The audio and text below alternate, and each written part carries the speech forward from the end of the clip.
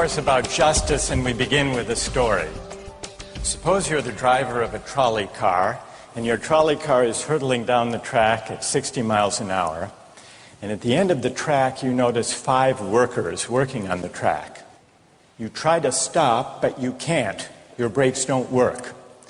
You feel desperate because you know that if you crash into these 5 workers, they will all die. Let's assume you know that for sure.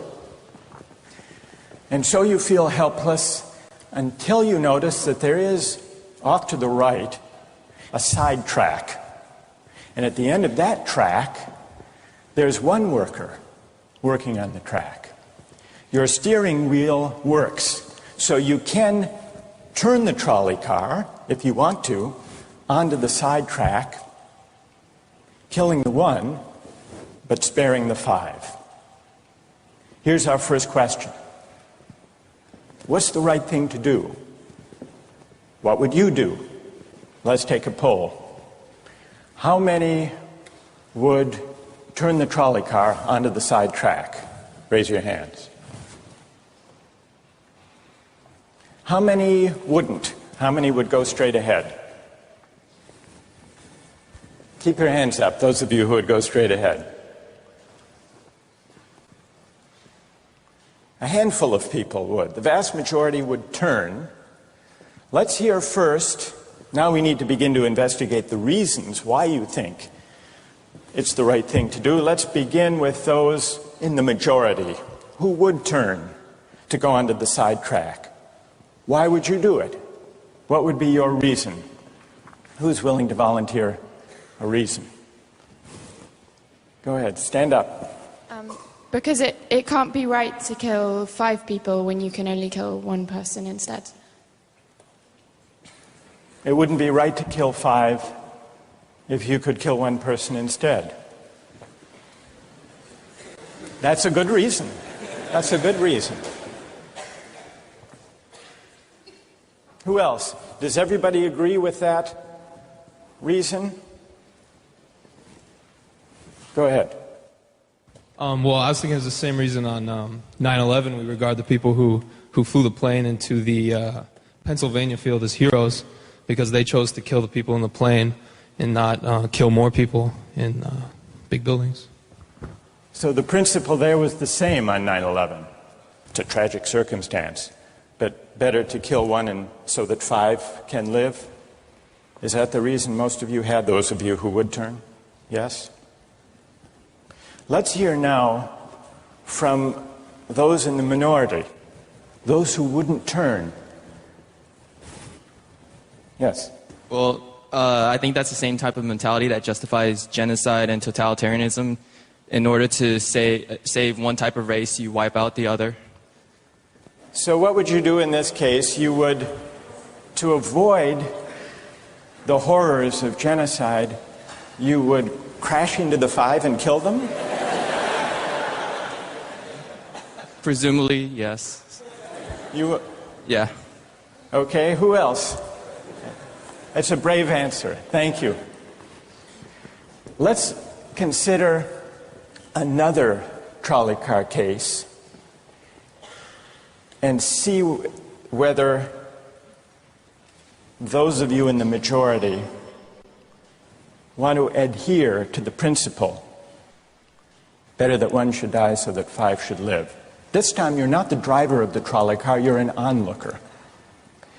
You're standing on a bridge overlooking a trolley car track. And down the track comes a trolley car. At the end of the track are 5 workers. The brakes don't work. The trolley car is about to careen into the 5 and kill them. And now, you're not the driver. You really feel helpless until you notice, standing next to you, leaning over the bridge, is a very fat man. And you could give him a shove. He would fall over the bridge, onto the track, right in the way of the trolley car. He would die, but he would spare the 5. Now, how many would push the fat man over the bridge? Raise your hand. How many wouldn't? Most people wouldn't. Here's the obvious question. What became of the principle? Better to save 5 lives even if it means sacrificing 1. What became of the principle that almost everyone endorsed in the first case? I need to hear from someone who was in the majority in both cases. How do you explain the difference between the two? Yes. The second one, I guess, involves an active choice of pushing the person down, which I guess that person himself would otherwise not have been involved in this situation at all. And so to choose on his behalf, I guess, to involve him in something that he otherwise would have escaped is, I guess, more than what you have in the first case, where the 3 parties, the driver and the 2 sets of workers, are already, I guess, in the situation. But the guy working, the one on the track off to the side, he didn't choose to sacrifice his life any more than the fat man did he? That's true, but he was on the tracks. And you... This guy was on the bridge. Go ahead, you can come back if you want. All right, it's a hard question. All right, you did well. You did very well. It's a hard question. Who else can find a way of reconciling the reaction of the majority in these 2 cases? Yes. Well, I guess in the first case, where you have the 1 worker and the 5, it's choice between those 2, and you have to make a certain choice, and people are going to die because of the trolley car, not necessarily because of your direct actions. The trolley car is a runaway thing, and you're making a split-second choice, whereas pushing the fat man over is an actual act of murder on your part. You have control over that, whereas you may not have control over the trolley car. So I think it's a slightly different situation. All right, who has a reply? No, that's good. Who has a way? Who wants to reply? Is that a way out of this? I don't think that's a very good reason, because you choose to... It's either way you have to choose who dies, because you either choose to turn and kill the person, which is an active conscious thought to turn, or you choose to push the fat man over, which is also an active conscious action. So either way you're making a choice. Do you want to reply? Well, I'm not really sure that that's the case. It just still seems kind of different, the act of actually pushing someone over onto the tracks and killing him. You are actually killing him yourself. You're pushing him with your own hands. You're pushing him. And that's different than steering something that is going to cause death into another... You know, it doesn't really sound right saying it now. No, it's good. But I'm up here. It's good. What's your name? Andrew. Andrew. Let me ask you this question, Andrew. Yes. Suppose, standing on the bridge next to the fat man, I didn't have to push him. Suppose he were standing over a trap door that I could open by turning a steering wheel like that.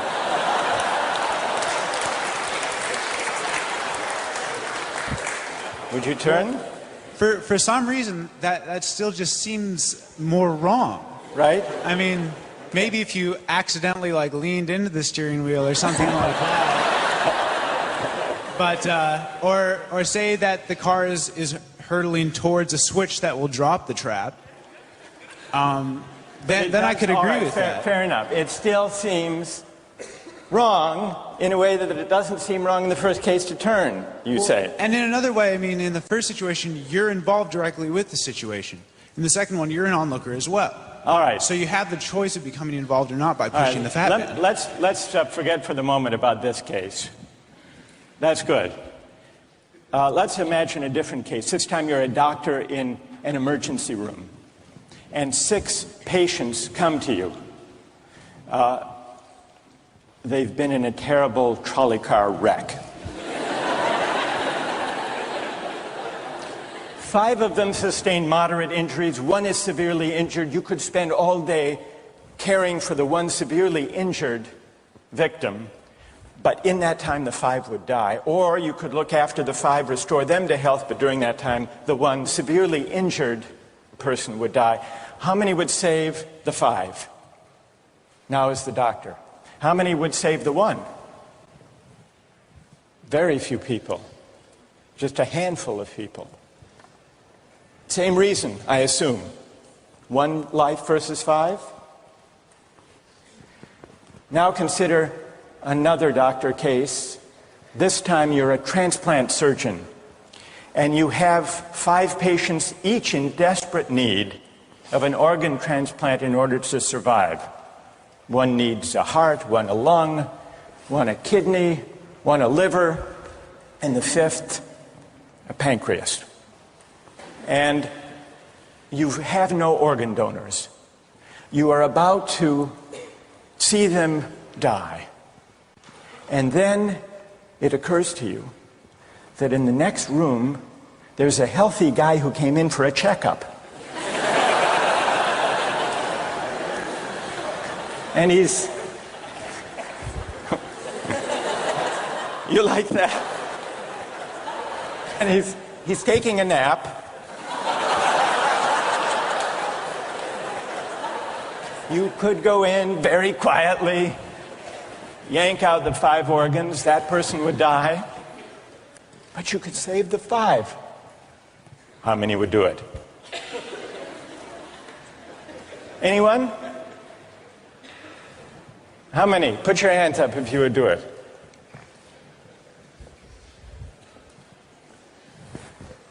Anyone in the balcony? You would?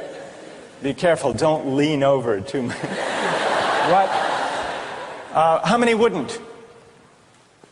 All right, what do you say? Speak up in the balcony, you who would yank out the organs. Why? I'd actually like to explore a slightly alternate possibility of just taking the 1 of the 5 who needs an organ, who dies first, and using their 4 healthy organs to save the other 4. That's a pretty good idea. That's a great idea, except for the fact that you just wrecked the philosophical point. Well, let's step back from these stories and these arguments to notice a couple of things about the way the arguments have begun to unfold. Certain moral principles have already begun to emerge from the discussions we've had. And let's consider what those moral principles look like.